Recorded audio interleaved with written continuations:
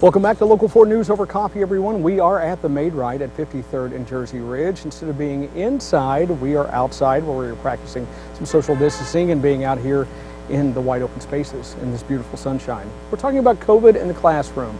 Now, one of the things that we are noticing is that this is a very emotionally charged issue as well.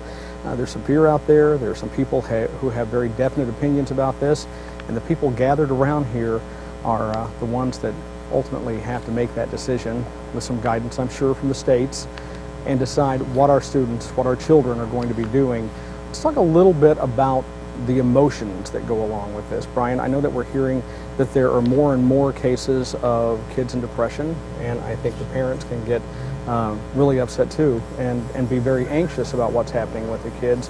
What are you guys seeing, and how are you prepared to kind of handle that once they come back to the classroom? So this last week, for example, and over the summer, we had a number of teachers who went through social emotional behavioral training to look at how do we help our staff and our students coming back from the situation.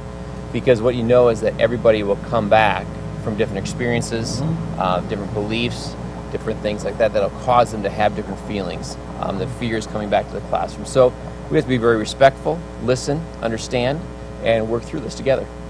Chris, this isn't a one-size-fits-all, and especially when you're looking at the different age groups here. So how do you handle that from kindergarten all the way up? That's a great question, but I'm glad Brian said something about SEL and talked about those practices and how we do work together. That's how we'll do it. In East Moline schools, our SEL coordinator and our school counselors and our social workers have been working very hard on that curriculum. We want to, for the entire school year, I mean, SEL is the most important thing we're going to do, and that'll shock a lot of people. It's not going to be the academics right now. We have to really make connections with kids and the adults in that classroom, and they need that right now because of the things you've talked about. But we're going to work with those kids. We're going to start every day with a morning meeting where we touch base with those kids and we talk about life and what's going on, and we're going to end every day with an SEL lesson. And that's going to be every day we're in school this year for the East Moline School District because it is that important. We have a lot of students with anxiety. We have a lot of staff with anxiety on coming back to school because of what's still going on around us. So we know that we have to touch them here before we can get them here. Absolutely. Joe, is it the same in your district when you had more than 80% saying we want to go back to school? Is there still some anxiety and depression? Well, I think there's, anxiety with all of us, and we tell our staff. I think people think they're the only ones experiencing it. We need our staff to know we all have anxiety. Each one of us in here, we have so many questions to answer, and is it the right answer? We will only know as time goes by. We're all prepared to support our kids, support our staff, really looking at our schedules at North Scott to make sure where can we loosen up on our staff to give them time to prepare. We added 2 more days of in-service, and so we're doing all the things to give them the support that they need, but they have anxiety, and so we have employees assistance programs, we have doctor on demand, and we have those things, and we don't want our staff to think they're the only ones in it and hold it inside, but reach out and get help because we're all in this together. Absolutely. And we need to support each other in this process. Absolutely. Bob, in your district, what are you guys doing?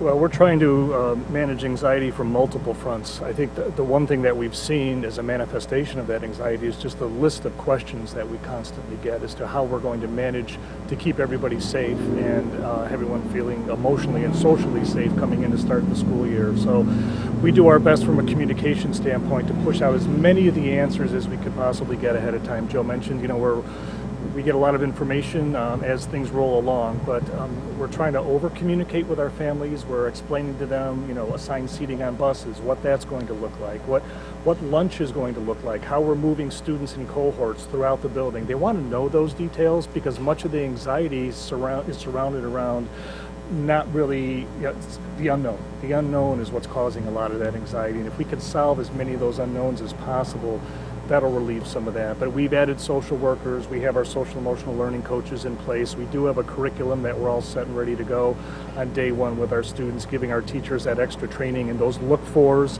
to see if they can see that emotional distress in students. So again, we're trying to attack it on many fronts, but communication is a key piece for us right now in the district.